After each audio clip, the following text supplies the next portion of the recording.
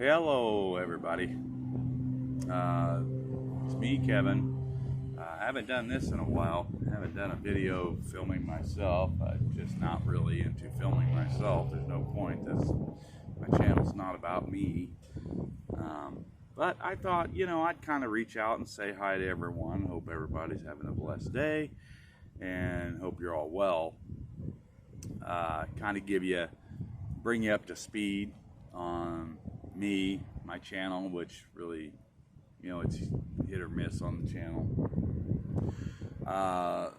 August 26th, excuse me, I'm smoking. And you're going to be mad at me smoking. You're going to yell at me. Somebody's going to yell at me, whoever watches this, I suppose. But on August 26th, I had a massive heart attack, as some of you know. And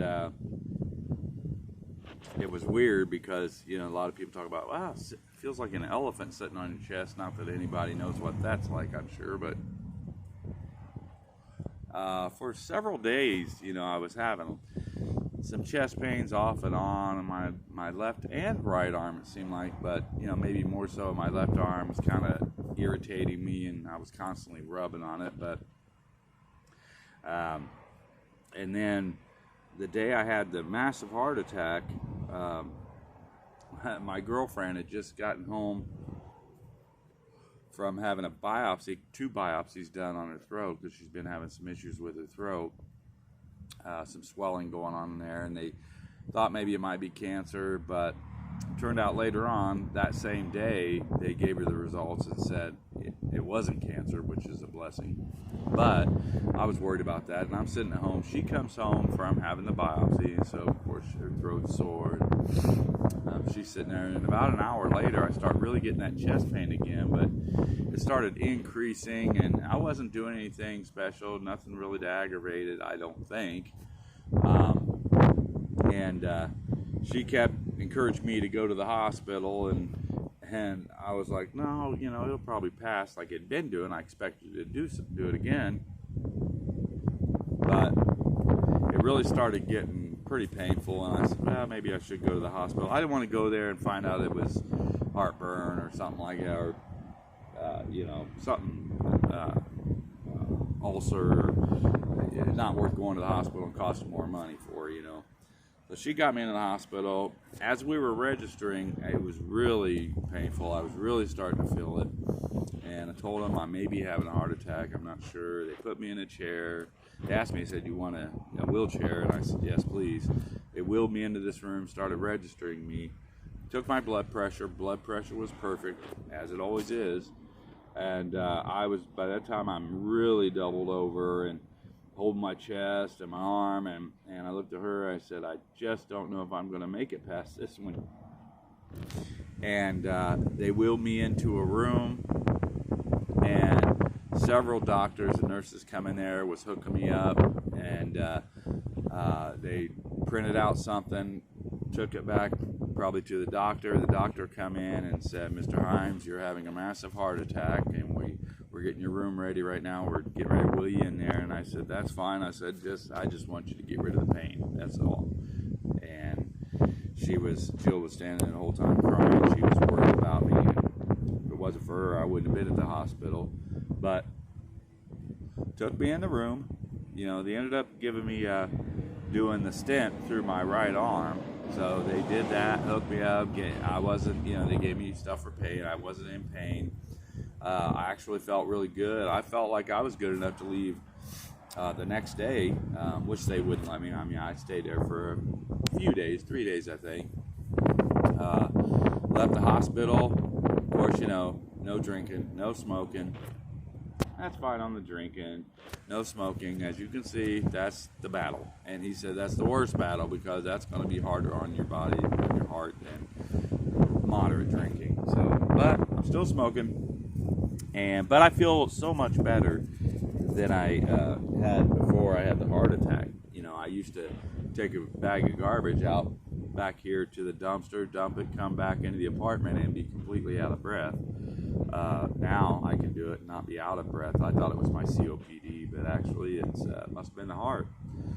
So I'm doing good on that note. As far as my channel goes, I think, I think I did get an S-Box recently. Somebody left a nasty comment on there about it. And, hey, I'm just experimenting with these things. I haven't really used the S-Box, and I know people don't like the whole static, that SB7 sound and stuff, but I don't listen to that. I'm listening for the responses.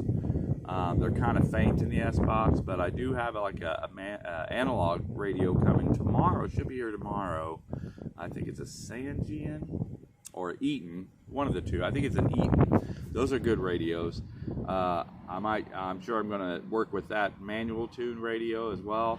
I used the 12589 yesterday. Got some really good results with that in a crossing. They validated the crossing. I always love doing those. It's such a blessing to do those. It blesses me to hear them. What sounds like spirit saying they successfully crossed. I'm getting really direct communication from them, and that's good. And that's probably where I'm going to keep going with the channel. There's really no more questions I have, personal questions.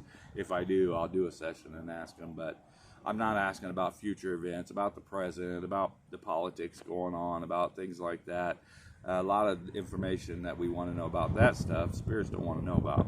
I'm not a paranormal investigator, so I don't have that going on.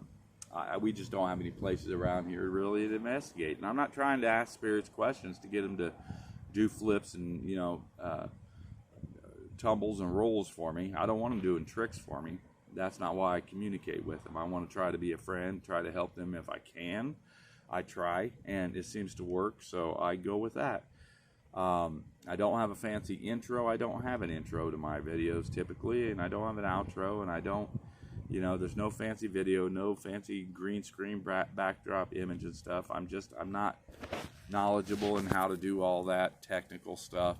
The important thing for me is just to be able to communicate with spirit, maybe who need assistance, or just reach out to family or Bridget, my guide, and just have a conversation. I'm sure sometimes they might like a conversation with family members or friends here in the living. And so, my channel is going to probably remain pretty boring. That's why my subscriber count it's gone up a little bit. It fluctuates, but still under 3,000. And I've been doing this, almost 11 years now. But I don't do anything fancy, and I'm certainly not going to fake anything. That's just ridiculous. Plenty of those channels out there on YouTube. I'm not into that sort of thing. They grow and they get big, and they're making thousands, if not millions of dollars off their channels. No thanks. I'd love to have that kind of money, but I'm on a fixed income, non-disability, and I just like to have a good relationship with spirits, kind spirits, not mean ones. They know I'm after communicating with good spirits.